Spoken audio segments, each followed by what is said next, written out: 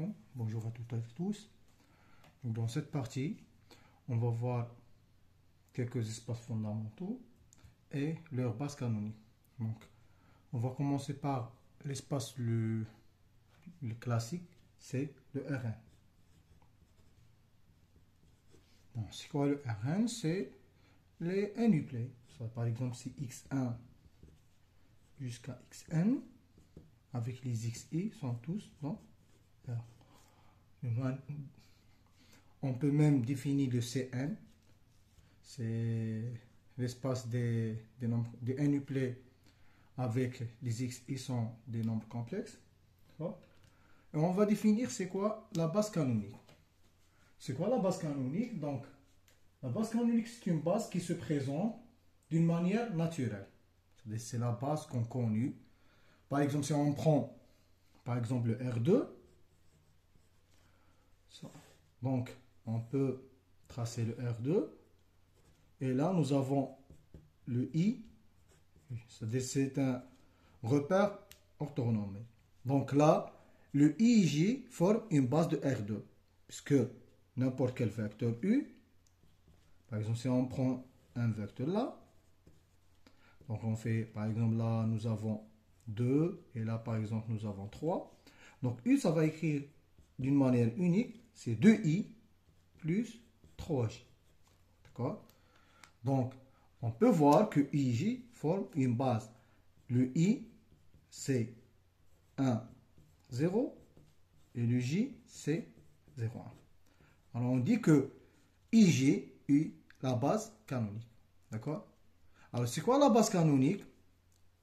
La base canonique de R3, par exemple, on prend R3, alors on va noter B, E1, ça va être égal, alors nous avons 3 vecteurs, et E3, alors on prend un 1, et le reste, ça va être égal à 0, 0, 0. Pour le deuxième vecteur, alors, on prend la deuxième composante égale à 1, et le reste égal à 0. D'accord? Le E3, on prend la troisième composante égale à 1 et le reste égale à 0. On est sûr que cette famille est une base. Pourquoi? Par exemple, si on calcule le déterminant, donc c'est 1, 0, 0, 0, 1, 0 et 0, 0, 1. Donc c'est le déterminant de l'identité. Donc c'est égal à 1. Donc il est différent de 0, donc ce qui implique que B est une base. Donc, on n'a pas un problème.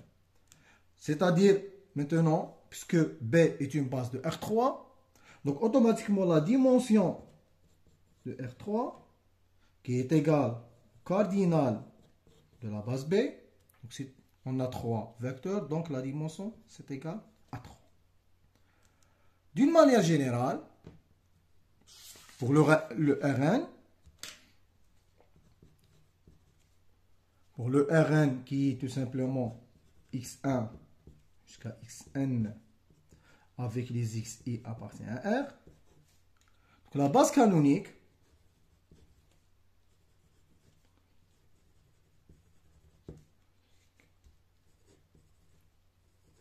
de Rn, on est noté comme ça, B égale. Alors on a n vecteurs. Le premier vecteur c'est E1. On prend la première composante égale à 1. Après des 0. Et qu'est-ce qu'on va faire? On va translater le 1. Donc le E2, ça va être 0, 1, 0, et ainsi de suite. Par exemple, si on prend E3, donc on translate le 1 une autre fois. Donc ça va être égal à 0, 0, 1, et après des 0. Et ainsi de suite. Le dernier vecteur, c'est En, donc c'est 0, 0, 0. Et là, nous avons la dimension de Rn, c'est simplement le cardinal de B égale à n. D'accord? Ça s'appelle la base canonique de Rn. On prend le deuxième espace. le deuxième espace, c'est l'espace des matrices. M, N, P de R. R aussi, c'est la même chose. Donc, M, N, P, c'est quoi? C'est l'ensemble des matrices qui s'écrit en 1, 1 jusqu'à en 1.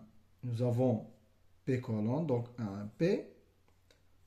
A de 1, A de P, et ainsi de suite. Et nous avons N ligne, en 1, 1 jusqu'à 1, N, P. Avec les A, I, J appartient à R. D'accord? On va prendre un petit exemple. Par exemple, on prend M2 de R. Donc, c'est les matrices qui s'écrivent A, B, C, D. Avec A, B, C et D appartient à R. D'accord? Ce sont les matrices carrées d'ordre 2. Alors, c'est quoi la base canonique? Base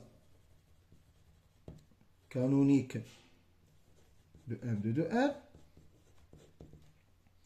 Donc, c'est pratiquement la même chose que dans le Rn. Nous avons 4 vecteurs. Donc, E1, après E2, après E3, hein, et le dernier vecteur, ça sera E4. Donc, c'est quoi le E1? Le E1, on va prendre un 1, là, et le reste des composants seront tous nuls. Après, qu'est-ce qu'on fait? On va translater le 1 horizontalement, ce qui fait, il est là, après il sera là, et lorsqu'on arrive à l'extrémité, il va descendre en deuxième ligne, donc troisième vecteur, ça sera là, et quatrième vecteur, ça sera là. D'accord? Et le reste sont tous des zéros. Là, nous avons que des zéros, alors là, nous avons un 1, 1. Et cette famille est une base de M2 de R. Alors, si on veut faire une justification, si vous vous rappelez, je vous ai déjà dit, on va calculer le déterminant, mais quel déterminant? On va écrire la deuxième colonne au-dessus de la première colonne, donc c'est 1, 0 la première. Après, on écrit la 0, 0. La deuxième, on écrit 0, 0, 1, 0, 0, 0, 1, 1, 0, 1, 0. Troisième, c'est 0, 0, 0, 1, 0, 0. Et le quatrième, c'est 0, 0, 0, 1. Si on calcule ce déterminant, donc ça va être égal à moins 1 qui est différent de 0, ce qui indique que B est une base de M de B. D'accord? Vous voyez, la dimension de M2 de R, c'est égal, par définition, c'est cardinal de B. Donc, nous avons 4 vecteurs, donc c'est égal à 4. Qui est tout simplement le nombre de lignes fois le nombre de colonnes. D'accord? D'une manière. Alors, pour le MNP de R, par exemple, si on prend 2, 3, par exemple, si on prend M, 2, 3 de R, c'est la matrice de lignes et 3 colonnes. Alors, la base canonique, B, c'est égal. Alors, on a 6 vecteurs, 2 fois 3, donc c'est E1. Nous avons 2 lignes, 3 colonnes, donc nous avons, hein, après E2, et ainsi de suite, jusqu'à E6, qui est tout simplement. Alors, qu'est-ce qu'on fait? On met là un 1, et le reste, ça va être égal à 0. Après, on translate le 1 horizontalement, donc ça va être égal à 0, 1, 0, 0, 0, 0. Si on veut calculer par exemple E3, ça va être égal à 0, 0, 1, 0, 0, 0. E4, ça va être égal à 0, 0, 0, après 1, 0, 0. E5, ça va être égal à 0, 0, 0, 0, 1, 0. Et le dernier vecteur, ça va être égal à 0, 0, 0, 0. Vous voyez que la dimension de M2, 3 de R, ça va être égal 6 vecteurs, donc c'est 6, qui est tout simplement 2 fois 3. Donc c'est le nombre de lignes fois le nombre de courbes. D'accord? Voici la base canonique de M2 de R. MNP de R. Maintenant, le troisième espace remarquable, c'est Rn de x. C'est quoi Rn de x? C'est l'ensemble des polynômes tels que le degré de P est inférieur ou égal à n. Ce n'est pas exactement n, mais c'est inférieur ou égal à n. Donc, par exemple, R de x, on prend un exemple. Donc, c'est l'ensemble des polynômes qui s'écrit sous cette forme. A0 plus A1x plus A2x2 avec A0, A1, A2 appartient à R. Donc, cet ensemble contient les polynômes constants. Parce que si on prend A1 et A2 nul, on trouve les polynômes constants. Les polynômes de degré 1 et les polynômes de degré 2. La question qui se pose, quelle est la base canonique de R de 2x? D'accord? Alors, la base canonique de R de 2x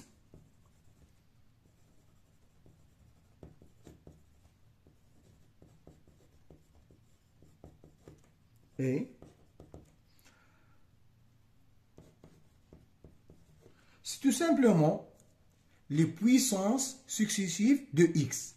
Alors, on commence par x à la puissance 0, qui est tout simplement 1, après x, et après x2. Et on s'arrête à x2, puisque x à la puissance 3, on va sortir de l'espace.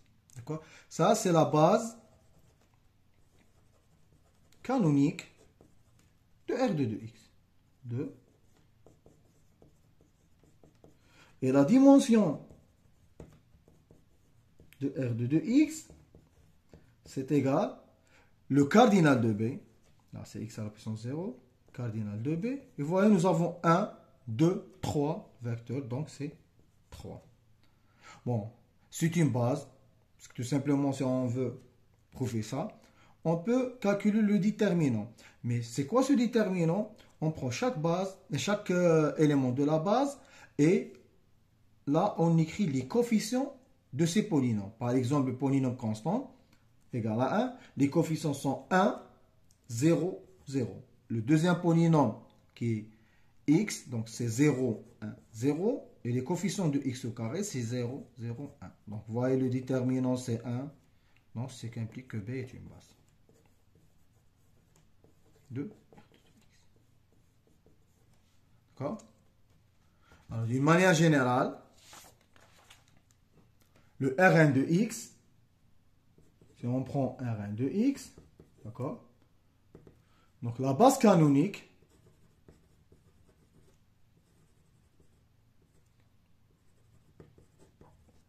de Rn de x est, on prend les puissances de x jusqu'à la puissance 1. Donc, 1 qui est tout simplement x à la puissance 0, après x au carré. Et le dernier vecteur, c'est x à la puissance n. Et là, vous voyez, nous avons n éléments, puisqu'on commence par x à la puissance 0. Donc, la dimension de Rn de x, c'est tout simplement n plus 1. D'accord?